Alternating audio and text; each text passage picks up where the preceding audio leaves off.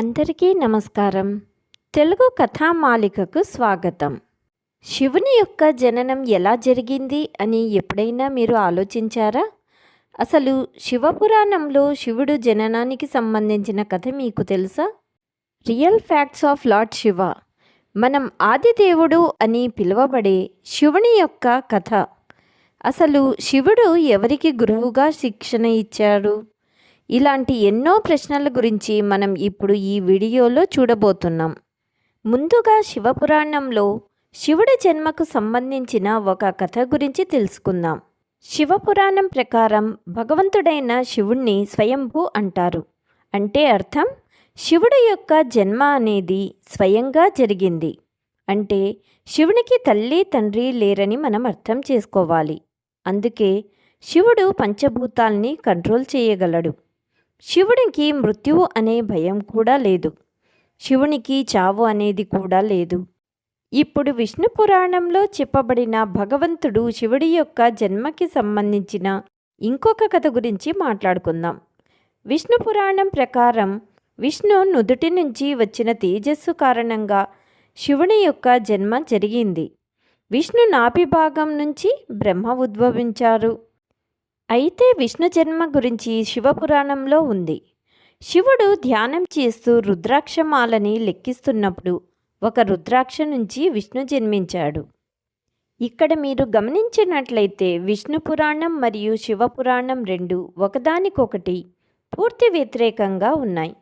ఇదే కాకుండా శివుడు జన్మకి సంబంధించిన ఇంకొక పురాణ గాథ కూడా ఉంది. ఈ కథ గురించి మీ ఇంట్లో మీ అమ్మమ్మ తాతయ్యలు మీకు చెప్పే ఉంటారు. ఇంతకీ కథ ఏంటంటే, ఒకానొక సమయంలో విష్ణు మరియు బ్రహ్మకు ఒక ఆర్గ్యుమెంట్ జరిగింది. ఆర్గ్యుమెంట్లో ఈ సృష్టిలో ఎవరు గొప్ప అనే మాటలతో గొడవ పడటం మొదలుపెట్టారు. అలా వీళ్ళిద్దరి మధ్య ఆర్గ్యుమెంట్ జరుగుతున్నప్పుడు శివుడు మెరుస్తున్న స్తంభంలాగా మధ్యలో ప్రత్యక్షమయ్యాడు. బ్రహ్మ విష్ణువులు ఈ ఇద్దరికీ కూడా అక్కడ ఏం జరుగుతుందో అర్థం కాలేదు. అప్పుడు ఒక శబ్దం వినిపించింది. మీలో ఎవరైతే ఈ స్తంభం పైభాగాన్ని కనిపెడతారో వాళ్లే గొప్ప అనే మాట వినిపించింది. అది విన్న వెంటనే బ్రహ్మ ఒక పక్షిలాగా మారి పైకి ఎగరటం మొదలుపెట్టాడు. విష్ణు వరాహ రూపం దాల్చి స్తంభం యొక్క చివరి భాగాన్ని వెతకడానికి బయలుదేరాడు. అలా చాలాసేపు వెతికిన తర్వాత బ్రహ్మ విష్ణువులు ఇద్దరికీ కూడా స్తంభం యొక్క చివరి భాగం కనిపించలేదు. చివరికి వీళ్ళిద్దరూ కూడా ఓటమిని అంగీకరించారు. ఆ తర్వాత శివుడు స్తంభరూపాన్ని ధరించి అసలైన రూపంలోకి మారిపోయాడు. అది చూసిన బ్రహ్మ విష్ణువులకి ఈ సృష్టిలో అత్యంత శక్తివంతుడు శంకరుడే అని కనువిప్పు కలిగింది. శివుని మించిన శక్తి ఏదీ లేదు అని నమ్మారు. ఆ కథ ద్వారా శివుడికి అంతం లేదని అర్థమయ్యింది.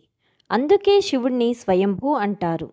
అంటే భగవంతుడు శివుడికి అసలు అంతమనేదే లేదు. ఎందుకంటే శివుడు అమరుడు. శంకరుడికి సంబంధించిన ఒక ప్రసిద్ధైన విషయాన్ని కూడా మాట్లాడుకుందాం. బ్రహ్మ శివుడికి తండ్రి అవుతాడు. ఈ స్టోరీ ప్రజల మధ్యలో చాలా ప్రసిద్ధి. ఒకవేళ ఈ స్టోరీ నిజమైతే అసలు ఏ విధంగా శివుడు బ్రహ్మకు పుత్రుడవుతాడు? ఈ ప్రశ్నకు సంబంధించి విష్ణు పురాణంలో ఒక కథ కూడా ఉంది. విష్ణు పురాణం ప్రకారం భూమి, ఆకాశం అలాగే ఈ పూర్తి సృష్టి నీటిలో మునిగిపోయింది. ఆ సమయంలో విష్ణు తప్ప ఇంకా ఎవ్వరూ లేరు. ఆ సమయంలో కేవలం విష్ణు మాత్రమే నీటి మీద తేలుతూ ఉన్నాడు. ఆ తర్వాత విష్ణు నాభి నుండి ఒక కమలం పుష్పంలో బ్రహ్మ జన్మించాడు. బ్రహ్మ విష్ణువులు ఇద్దరు కూడా ఈ సృష్టి గురించి మాట్లాడుతున్నప్పుడు మధ్యలో శివుడు ఉద్భవించాడు. అప్పుడు బ్రహ్మ శివుడిని గుర్తుపట్టలేదు. అప్పుడు శివుడు అక్కడి నుంచి మాయమైపోయాడు.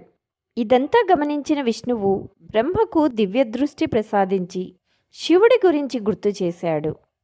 తర్వాత బ్రహ్మదేవుడు తన తప్పును తెలుసుకుని శివుడిని క్షమాపణ అడిగి పుత్రుని రూపంలో తనకు జన్మించమని శివుడిని అడిగాడు. అప్పుడు శివుడు బ్రహ్మదేవుని ప్రార్థనను అంగీకరించి ఆశీర్వాదం ఇచ్చాడు. ఆ తర్వాత బ్రహ్మదేవుడు ఈ సృష్టిని సృష్టించే సమయంలో తనకి ఒక పిల్లవాడి సహాయం అవసరం పడింది. అప్పుడు శివుని యొక్క ఆశీర్వాదం బ్రహ్మకు గుర్తుకొచ్చింది. వెంటనే శివుడు కోసం బ్రహ్మ తపస్సు చేయడం మొదలుపెట్టాడు. అలా కొంతకాలానికి శివుడు ఒక బాలుడు రూపంలో బ్రహ్మ ముందు ప్రత్యక్షమయ్యాడు. ఆ బాలుడు బ్రహ్మ ముందు నిలబడి ఏడుస్తూ ఉన్నాడు. అప్పుడు బ్రహ్మ ఆ బాలుడికి ఎందుకు ఏడుస్తున్నావని అడిగాడు. అప్పుడు బాలుడు నాకు ఎలాంటి పేరు కూడా లేదు అనే సమాధానం ఇచ్చాడు. బ్రహ్మదేవుడు ఆ బాలుడికి రుద్ర అని పేరు పెట్టాడు. ఆ పేరుకి అర్థం ఏడుస్తూ ఉండేవాడు అని. ఆ పేరు పెట్టినప్పటికీ కూడా ఆ బాలుడి ఏడుపు ఆపలేదు. దాంతో బ్రహ్మ ఇంకో పేరు పెట్టాడు. రెండో పేరు కూడా ఆ బాలుడికి నచ్చలేదు. అలాగే ఇంకా ఏడుస్తూనే ఉన్నాడు. ఏదో విధంగా ఆ బాలుడి ఏడుపు ఆపాలని బ్రహ్మదేవుడు శివుడికి 108 పేర్లు పెట్టాడు. రుద్ర, సర్వ, భవ, ఉగ్ర, భీమ్ మరియు మహాదేవ అని 108 పేర్లు పెట్టాడు. శివపురాణం ప్రకారం ఈ పేర్లన్నీ భూమి మీద రాయడం జరిగింది. తర్వాత శ్రీమద్దేవి పురాణం గురించి మాట్లాడుకోవాలి. ఈ పురాణాలు మహాదేవుడి యొక్క తల్లిదండ్రుల గురించి చెప్పారు. శ్రీమద్దేవి మహాపురాణం ప్రకారం ఒకసారి నారదుడు తన తండ్రి బ్రహ్మతో సృష్టి నిర్మాణం ఎవరు చేశారని అడిగాడు. అలాగే మీ త్రిమూర్తుల యొక్క తల్లిదండ్రులు ఎవరు అని అడిగాడు. అప్పుడు బ్రహ్మదేవుడు ఈ విషయం గురించి నారదుడికి చెప్పాడు. బ్రహ్మదేవుడు చెప్పిన విషయం చాలా ఆశ్చర్యంగా ఉంటుంది. బ్రహ్మ ఏం చెప్పాడంటే దుర్గాదేవి నుండి బ్రహ్మ, విష్ణు, మహేశ్వరులు పుట్టారని సెలవిచ్చారు. ఆ దుర్గాదేవి మా ముగ్గురికి తల్లిని బ్రహ్మ చెప్పాడు. మరియు కాలశివుడు మా త్రిమూర్తుల తండ్రి అని కూడా చెప్పాడు. ఈ కథతో పాటు శ్రీమద్దేవి మహాపురాణంలో బ్రహ్మ విష్ణువులకు మధ్య జరిగిన గొడవ గురించి కథ కూడా ఉంది. పురాణం ప్రకారం బ్రహ్మ విష్ణువులకు ఒకసారి ఒక గొడవ జరిగింది. గొడవలో భాగంగా బ్రహ్మ ఈ సృష్టిని నేనే తయారు చేశాను అని అన్నాడు. దానికి సమాధానంగా విష్ణువు నీకు నేను తండ్రిని, ఎందుకంటే నువ్వు నా నాభి నుంచి ఉద్భవించావు కాబట్టి అన్నాడు. అలా వీళ్ళిద్దరి మధ్య గొడవ పెరుగుతూ వచ్చింది. ఆ విషయాన్ని గమనించిన సదాశివుడు అక్కడికి వచ్చి పుత్రులారా, నేను మిమ్మల్ని సృష్టిని తయారు చేయమనడం, పాటించమనడం అనే 2 పనులు అప్పగించాను. అదేవిధంగా శంకరుడికి సంహరణ, తిరోగతి అనే 2 పనులు అప్పగించాను. సదాశివుడు ఇంకా మాట్లాడుతూ నాకు 5 ముఖాలున్నాయి.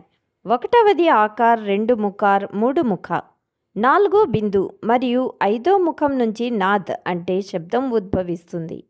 ఈ 5 ముఖాలు కలిపి చూసినట్లయితే ఓంకారం తయారవుతుంది. ఈ ఓంకారాన్ని మనమందరం శివుని యొక్క మూలమంత్రంగా చెప్పుకుంటాం. సదాశివుడు ఇంత చెప్పిన తర్వాత శివుడి కంటే బ్రహ్మాండం మొత్తంలో ఎవరైనా శక్తివంతుడు కారు అని బ్రహ్మ విష్ణువులకు అర్థమయ్యింది. దాంతో ఇద్దరు కూడా శివుడికి ప్రణామాలు చేశారు. ఇప్పటి వరకు శివుడి గురించి ఎన్నో విషయాలు తెలుసుకున్నాం.